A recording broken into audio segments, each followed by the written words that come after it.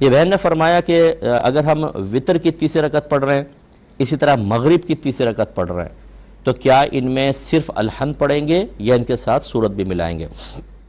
دیکھیں بہن، فرض کا اور وطر کا حکم علیحدہ علیحدہ ہوتا ہے۔ وطر کی تیسری رکعت میں آپ کو الحمد کے ساتھ سورت ملانا واجب ہے۔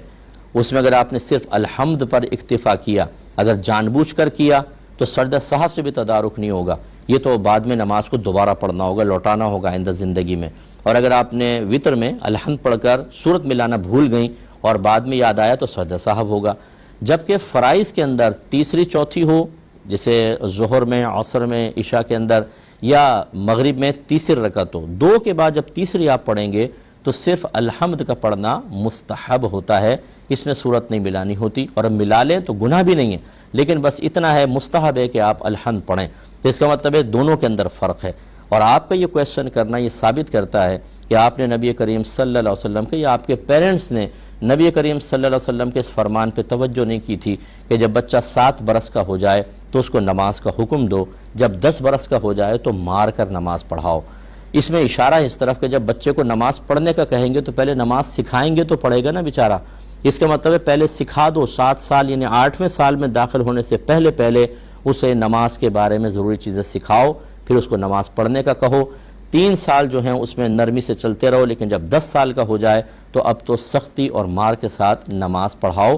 حالانکہ ابھی وہ بالغ نہیں ہوا، لیکن مزاج رسول دیکھیے، آپ یہ چاہتے ہیں کہ بلوغت سے پہلے بچہ نماز کا عادی ہو جائے، کیونکہ ابھی آپ یہ کہہ کہ جی بچہ ہے ابھی تو چھوٹا ہے، ابھی کون سا مکلف ہے، یہی کہتے ہیں ماں باپ۔ اب جب وہ جوان ہو جاتا ہے، اب جب کہتے ہیں بیٹا نماز پڑھ دو، کہتے ہیں میں نہیں پڑھ رہا ہوں۔ وہ اتنا پختہ ہو چکا ہوتا ہے اور پھر لمبا چوڑا جوان ہو جاتے ہیں بچے، وہ ماں باپ کی سنتے نہیں ہیں۔ کہاں گیا وہ آپ کے بچپن کی تکلیفوں کا احساس؟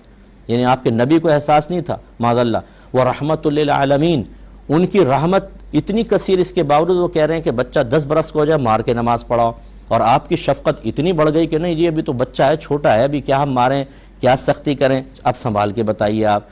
ایسے والدین جو اپنے بچوں کی نبی کریم صلی اللہ علیہ وسلم کے فرمان عالی شان کے مطابق بر وقت تربیت نہیں کرتے، پھر بچے جوان ہونے کے بعد ان کے لیے گناہ جاریہ بھی بنتے ہیں اور سر پہ چڑھ کے ناچتے ہیں، اس وقت پھر ان کو یہ اپنی تربیت کی کمی نظر نہیں آتی، نقص نظر نہیں آتا، نبی کریم کے فرمان کو پس پش پھینکنا یاد نہیں آتا، بلکہ کال کر کے کہیں گے ذرا چیک کیجئے گا کوئی جادو تو نہیں کروا دیا ہمارے بچے کے اوپر۔ ایک خاتون نے کہا کہ بچہ کہنا نہیں مانتا، گناہ میں لگا ہوا ہے، ذرا دیکھیے گا نظر تو نہیں لگ گئی اس کو۔ واہ سبحان اللہ، یعنی آپ اپنی ذمہ داریاں پوری نہ کریں، دنیا کی ترقیاں، دنیا کے معاملات، اخروی معاملات پر ہمیں فوق نظر آئیں، بلند نظر آئیں، پھر ہم جادو ٹونے اور نظر بد کی طرف اس کو منسوب کریں جب بیڈ رزلٹ آ جائے، یہ بات مناسب نہیں ہے۔